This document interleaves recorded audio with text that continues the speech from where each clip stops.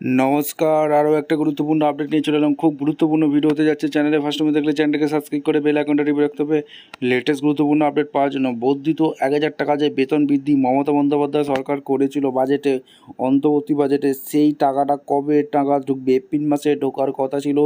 এই এপ্রিল মাসে কেটে গেল, মে মাস কাটতে যায়, এখনও অঙ্গনওয়াড়ি দিদিরা এখনও টাকা ঢুকলো না।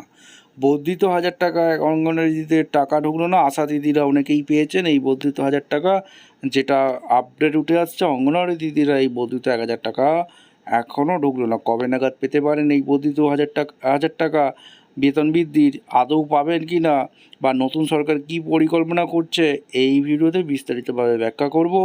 চ্যানেলে ফার্স্ট টাইম দেখলে চ্যানেলটাকে সাবস্ক্রাইব করে বেল আইকনটা টিপে রাখতে হবে লেটেস্ট গুরুত্বপূর্ণ আপডেট পাওয়ার জন্য। দেখুন, পশ্চিমবঙ্গে নতুন বিজেপি সরকার সমস্ত জনকল্যাণমূলক প্রকল্প চালু রাখার ঘোষণা দিয়েছে, যার মধ্যে আশা অঙ্গনওয়াড়ি কর্মীদের পূর্ব ঘোষিত বেতন বৃদ্ধি অন্তর্ভুক্ত কিন্তু রয়েছে।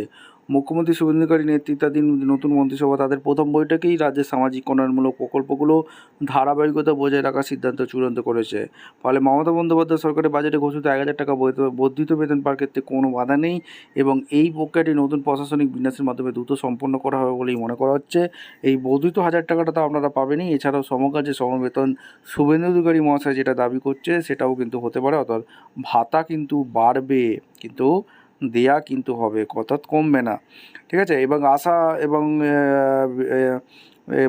আশা এবং অঙ্গনওয়াড়ি কর্মীদের জন্য বড় খবর, বাংলা সরকার পরিবর্তন যেহেতু হয়ে গেছে, এখন মুখ্যমন্ত্রী হয়েছে শুভেন্দু অধিকারী, কিন্তু আগে সরকারে ঘোষণা করা 1000 বর্ধিত বেতন কি এখন পাওয়া যাবে? কবে ঢুকবে এই টাকা? জানতে ভিডিওটি শেষ পর্যন্ত দেখুন।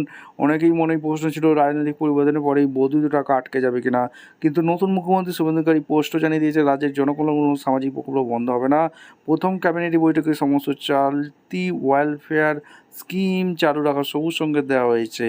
যেহেতু মে মাসের নতুন সরকার দায়িত্ব নিয়েছে, তাই প্রশাসনিক স্তরে কিছুটা ফাইল বা কাগজের কাজ গোছাতে সামান্য সময় লাগছে। তবে সূত্র মারফত জানা যাচ্ছে আগামী জুন মাসের বেতন বা ভাতার সাথে এই বর্ধিত টাকা কর্মীদের ব্যাঙ্ক অ্যাকাউন্টে সরাসরি ট্রান্সফার করা শুরু হতে পারে। সরকার এই প্রক্রিয়া দ্রুত করবে বলে মনে করা হচ্ছে। অঙ্গনওয়াড়ি দিদিদের তথ্য চেয়েছে সরকার, এটাও নিয়ে একটা আপনাদের সামনে ভিডিও করেছিলাম।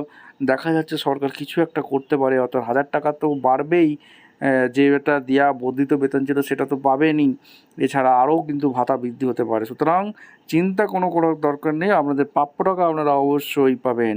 এইরকম আরও দ্রুত সঠিক আপডেট পেতে আমাদের পেজটি ফলো করুন, চ্যানেলটিকে সাবস্ক্রাইব করে বেল আইকনটা টিপে রাখুন। দেখা হচ্ছে কোনো পরবর্তী ভিডিও।